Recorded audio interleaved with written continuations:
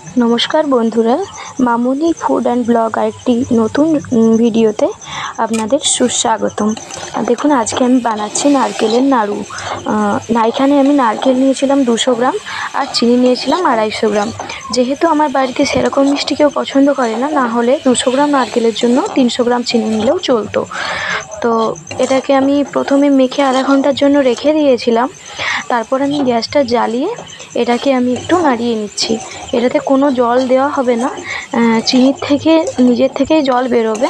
যেহেতু চিনি দেওয়া আছে, তো চিনির থেকে জল বেরোবে। চিনির থেকে প্রথমে অনেকটাই জল বেরিয়েছে, তারপরে এই যে একটু একটু জলটা কমে কমে আসছে। এটা যখন প্রায় শুকনো হয়ে যাবে তখন আমরা গ্যাসটা বন্ধ করে দেবো।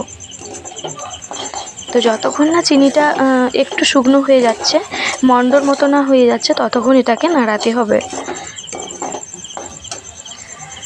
তো এই যে দেখুন, চিনিটা প্রায় শুকনো হয়ে এসেছে, এটা দিয়ে নাড়ু মতন বানানো যাবে। এবার আমি গ্যাসটা অফ করে দেব। হালকা একটু ঠান্ডা হওয়ার পর, যেমন হাতে আমি সহ্য করতে পারি, তারপর এগুলোকে নাড়ুর শেপে আমি বানিয়ে নিচ্ছি। তারপরে এই যে প্রায় সবগুলোই নাড়ু এখানে বানানো হয়ে গেছে। এই যে আমার নাড়ুর ফাইনাল লুক। সবাই ভালো থাকবেন, সুস্থ থাকবেন, ধন্যবাদ।